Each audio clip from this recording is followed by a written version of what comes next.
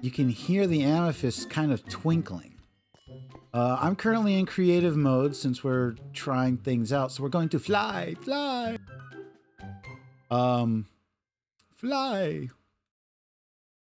We're going to go down here. Now, we made this barrier in this lake and decided to go straight down. Someone in spectator mode decided to look for one of the bigger caverns. And the thing about the Caverns update is if we were in a normal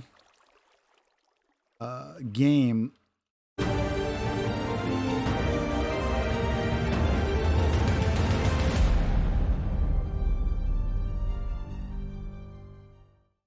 well, hello everyone, this is Jonathan, and today you can see we're in Minecraft again. This isn't your normal Minecraft. This is actually the snapshot release for the Caverns update. And yeah, so we're going to be looking at some of the things that's going to be released. This is sort of like a beta release to, see how things work, get input from the community. And there's a lot of new things added. If we look in here, we can see there's a lot of new things like copper ingots, amethyst, calcite. We've got also this tough material, amethyst shards, and we'll go over where all these things would be located. And yeah, there's a bunch of new stuff. One thing you'll notice is these rods right here. These are what are known as lightning rods. Seems simple, right? My guess is they're used to help keep structures from getting hit by lightning during thunderstorms.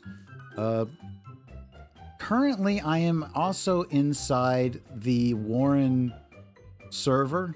We decided that we were going to test this out, get a feel for how things were for the new update before we decided to create a new world, since updates and stuff of huge amounts with new items and new tables can sometimes mess up and corrupt.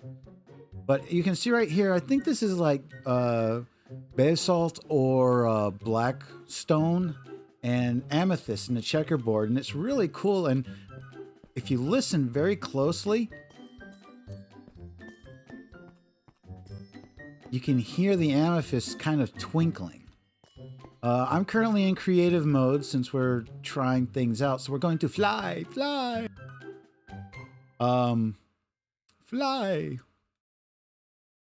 We're going to go down here. Now, we made this barrier in this lake and decided to go straight down. Someone in spectator mode decided to look for one of the bigger caverns. And the thing about the Caverns update is if we were in a normal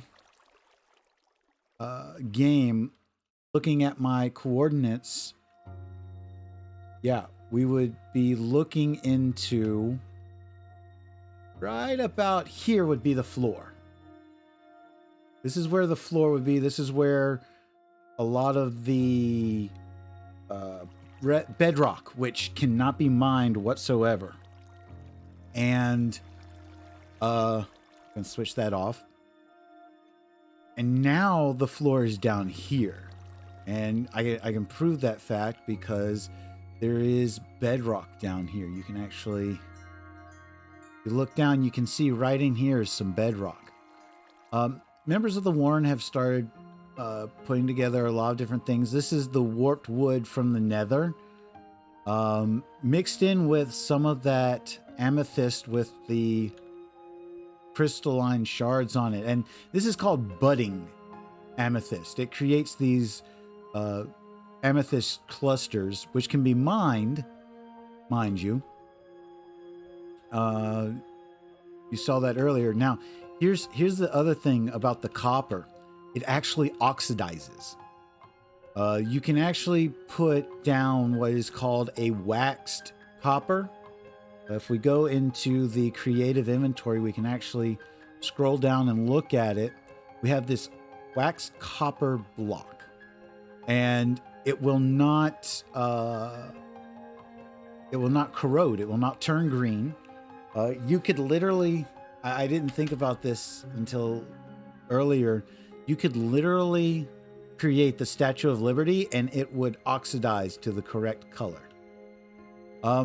So we dug in a little bit deeper into here, and somewhere we have further in these caverns a little niche. Ah, here we go. Where, I mean, this is how massive a lot of these caverns are. I mean, you could literally put a cathedral almost in here. Or a concert hall, an amphitheater. It is amazing. There's massive waterfalls, as you just saw me pass. Now, we are having some issues with the server. But yeah, this is actually where we found these shelves right here. This is an amazing thing with these shelves, like underground caverns with actual like shelves. These are like 3 high levels of shelves that, you know, building possibilities, material possibilities. And, you know, some people will be like, oh, well, you know, we're going to have these massive caverns. It's going to remove all those blocks of resources. Not really. It's actually, you get almost the same, if not a little more resources, plus all the added resources of the amethyst and the copper. So, this is actually a tree designed by my wife Elizabeth that she's kind of experimenting with. We're gonna each have our own little structure. I've been developing ideas because I want to have sort of an Erebor or Moria theme within these caverns, including like bridges and internal structures. We each actually chose a hidey hole inside these amethyst geodes, and that's what their official designation is. They're a geode. They have this sort of tuft-like outer shell material. There's a calcite layer and then the amethyst layer. And inside the amethyst layer can have these little budding amethysts that exude and create these crystalline shards of amethyst. They're called amethyst clusters. And you can actually mine these and get actual shards, as you can see in my inventory right here. I have some of these amethyst shards, and they've got some crafting capabilities. In fact, you can take some of the amethyst and some of the copper and actually make a spyglass. The first time you have a magnifying glass in Minecraft, that's not some sort of mod. And you'll see I put some glowstones here in here, and it makes a nice little ambiance. But also, we get candles now. Get all kinds of different colors. Hopefully, think this is it. There's some more terracotta options as well, but you get multiple colors of candles. A single candle isn't that bright, but you put a cluster of 4 together, and they almost put as much light out as a torch. So I'm kind of playing around with that idea. I made sort of a path from that bridge over to this geode that I kind of made my own. And then I made this sort of walkway down, very reminiscent of a Moria bridge. And I'm playing around with some different designs. I also made this pillar, trying to go a little bit off of the style, not necessarily the color scheme of Moria. Again, I'm using some of this glowstone to cause some light, but also there's this new bioluminescent stuff that's kind of like moss, bioluminescent moss, very similar to like vines and stuff in the overworld, in the world above. And you can actually clip it with shears. There's some other stuff. There's sort of others kind of start playing with the designs of what, you know, put around it. And I'm thinking of creating like several of these pillars throughout. I also have these over here. These are sort of a